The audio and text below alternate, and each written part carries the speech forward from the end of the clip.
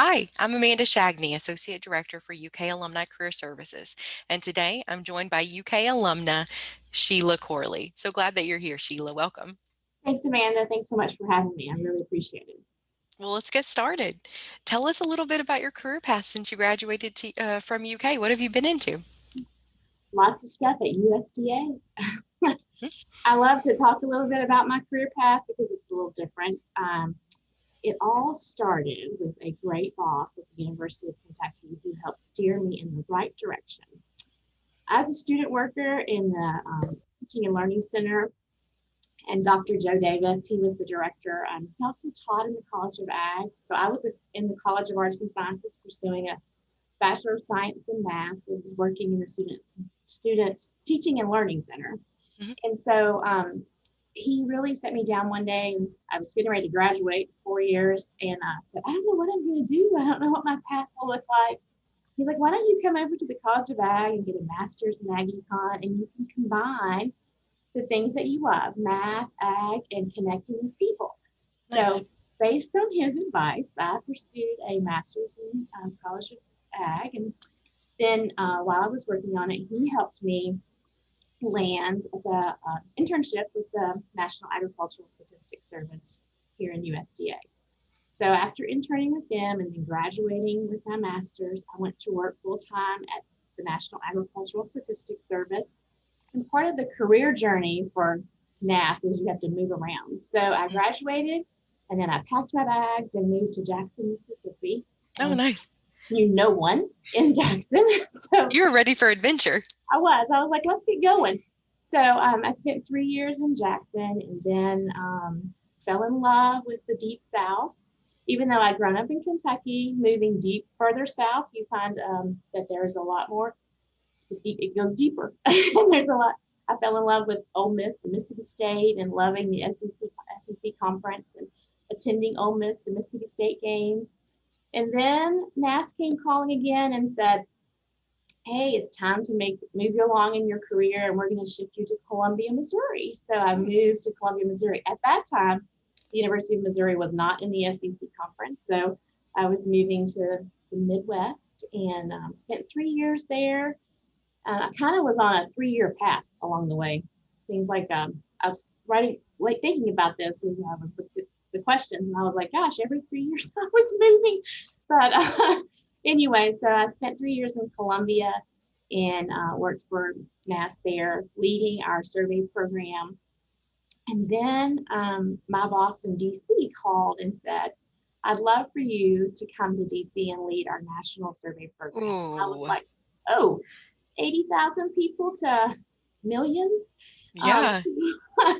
It was a big shift for me to move from Columbia to DC. And I laugh about this a lot of times because I came here and I thought, oh, I'll be here 3 or 4 years. And then I'll move back home to Kentucky or maybe to Nashville. And 17 years later, I call DC home. Love it. Kind of like crazy to think about when I left Columbia that I was like, oh, 2 years, maybe 3. And then I'll be back home, to the place that I call home, Kentucky. So anyway, but it was there when I moved to DC that I really found my career passion, which is working and connecting people with agriculture and talking about how the USDA can provide that service. So I did many jobs, and my favorite job there was National Cotton Statistician. And it's a job that when I talk to people about, when I was very young in my career, like first started in Jackson, there are 7 national statisticians. And cotton is one of them. And I was always like, oh, no way. Am I ever going to do that job? You get locked up at the USDA building overnight. It's really high stress because you determine the cotton market for each month. And so it's extremely stressful. You get locked up every month. We call it locked up, but we get put in a secure room and formulate numbers. So I was like, Top secret. It is top secret. I'm not doing that. I'm not going to be a part of that. And I had a wonderful mentor and boss who said to me, I think you'd be really good at this. And I was like, no. And he's like, yes. And I was like, no. And he's like, yes. So after a long time of convincing, which was like probably 3 or 4 days because they were making the selection, he came by my desk and he said, "Pack your bags. You're moving across the hall to be the national cotton stat." And I'm like, Wow. "Oh, okay. let me let me get my desk packed up." And it was by far the best job I've ever had in my career. Wow. And I think I let the fear of what the job might be drive the decision that I was leaning on. And so I Hmm. always say, don't let the never take you away from the best yes. That is great advice. So I had a wonderful, I think I was the cotton set for 7 years and then moved into the deputy chief of staff role at NAS and discovered that I really like to coordinate the trains. I like to make the agency run smooth, make Hmm. sure everybody's getting their jobs done, and that's what chief of staff does. And so I was the deputy chief of staff for NAS, and then about 2.5 years ago, um, I was tasked to come over and be the chief of staff for the food and nutrition service, which is extremely different consumer base. So where in NAS, I was working on production ag, setting estimates, providing data for producers to make solid decisions. I moved over to FNS, which is the food and nutrition service, and we are all on the consumer side. And we work every day here in FNS to equip families with the resources they need to take one step forward each day so they can be better off than the day they were before. So it's It's fantastic. very different. So I've been in USDA 25 years, which is hard for me to imagine. So I'm like calculating, I'm like, 25 years? Wow. It goes fast, doesn't it? Years, I got 5 more years to retire, but I'm just kidding. But that's what it feels like. But but I've spent all of it in USDA. But now I've had a great experience of being across from different. Um, I've had the producer side, and now I've had the consumer side. But I have definitely landed in the best job right now, running the chief of staff of food and It's nutrition. amazing. I So love that you've had some really strong mentors along the way to really encourage and boost you, yeah, to encourage you to go for that next step. yeah. What do you wish that you had known earlier in your career? What would you tell a less experienced you? Oh, I would say yes to the opportunities. I tell my team, I have a small team now, but I had a larger team earlier, about 15. And prior to coming on as chief of staff, the chief of staff really, manage our whole workforce, which is 1,500. But I have a small group of about 4 that report to me directly. And I tell them every staff meeting, don't let the never take you away from the best yes. I love Because, it. the never sometimes you create in your mind is not going to be what it will end up being. So I say take the chance, take advantages of opportunity to travel, speak. I even encourage folks that, move. Hmm. I moved a lot in the first part of my career, and that truly was a life changing for me. I learned so much about regional cultures. I met amazing people. I can tell you now, I have great friends all over the country just because we've all moved around. Hmm. So some of the folks I worked with in Colombia now live in California, and one lives in Alaska. And so you Well, just really get this opportunity to experience the whole U.S., all of the folks that have everything that can be brought from our country. And so when now from my perch as the USDA chief of staff, I have a diverse experience to provide to when we have conversations about what's happening in a particular part of the country. So I always say, don't overlook the opportunity to move. Because a lot of people are, I'm not going to move. This is where I've been here. My roots are here. Well, pick up your roots and plant them somewhere else and allow the great things that you have in you to grow and develop for someone else. So, that um, is fantastic advice for our alumni and for students that might be watching too. yeah. Thank you. So I just say yes. Say yes. Well, tell us a little bit about in your daily work, how do the lessons that you learn in your undergraduate and your graduate level studies at UK, how are you using your degree in your daily work right now? So that's funny. I was just analyzing some data that we're getting ready to release. So that would be my math, like using Definitely. my analytical skills to see what how that data is going to be, used. I used my economic degree to think about how it's going to be when it's released, what kind of Hmm. projections might come from it. But I'll tell you what I learned, what the best part that the university has given me is leadership. I was involved in campus activities. It taught me how to lead, how to look from a different lens. Um, my my opportunities in college, in the College of Arts and Sciences and the College of Agriculture, those were foundations that provided great ways for me to look at things. But it was being involved on campus and having the opportunity to meet different people that really allowed me to do my job well.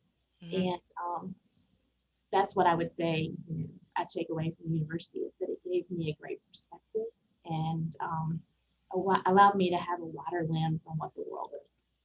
You think you'll end up back in Kentucky or in the South sometime soon, or in the future down the road? I don't know. I love living here in DC, so I don't think this is where I'll retire. I have a family farm back in Western Kentucky, so Okay. I try to escape. I call it escape DC. About every 6 weeks and head down there for Oh, that's um, wonderful. little touch of home. Yeah, But so that's so important. I don't know where retirement will be, where, but right now this is home for me, living in the city. So Well, as you know, Kentucky always calls back. So yes, we have so many alum who down the road in their career, at some point in their career, feel a calling to come back to Kentucky. So if the university called and said, Sheila, we want you to come back and work for us, I'd say yes. So just so you know, love it. I have such a love for the university and love that I would, if I could, I'd have a chance to share that with others and allow them to have those opportunities. So yeah, if UK came calling, Sheila would say yes. So anyway, Okay, last question for you. yeah. Tell us about a favorite UK memory or a favorite class or a special professor that made a big impact on you. So I've been thinking a little bit about this because you gave me some a different set of questions to think about. Hmm. And this is a really tough question for me because all of my memory, all of my time in undergrad and grad school was just wonderful. I loved living in the sorority house. I loved being on campus activities. In fact, I remember moving off campus to go from grad school. I lived on campus all 4 years of undergrad. And I thought, I don't want to live off campus. I want to live on campus because it was just so much that happens there that feels so good and feels like home. Hmm. I had great professors on both the College of Arts and Sciences and the College of Ag. But I would tell you that my favorite memories are created as an alum now. When I moved to DC 17 years ago, I got active with the National Capital Region Alumni Chapter and Awesome. participated in all the activities that they have going on. And we watched football and basketball games together at a place called Greavy's Restaurant. And we cheered on lots of victories. We for basketball, we were Final Four games. We watched bowl games. We sometimes we watched some baseball games. It was just a great place that for me moving to a city where I didn't know a lot of people, I very quickly found friends who became family. And so for me, being involved in the Alumni Association and being involved in activities that the Alumni Association creates gives me a little piece of UK and a little piece of home right here Oh, in the I love middle that. of DC. And so that's for me, I'm still creating UK memories. I I love it. create them every time I go to an alumni event because I meet someone who has a connection home to Kentucky or has a connection to the university.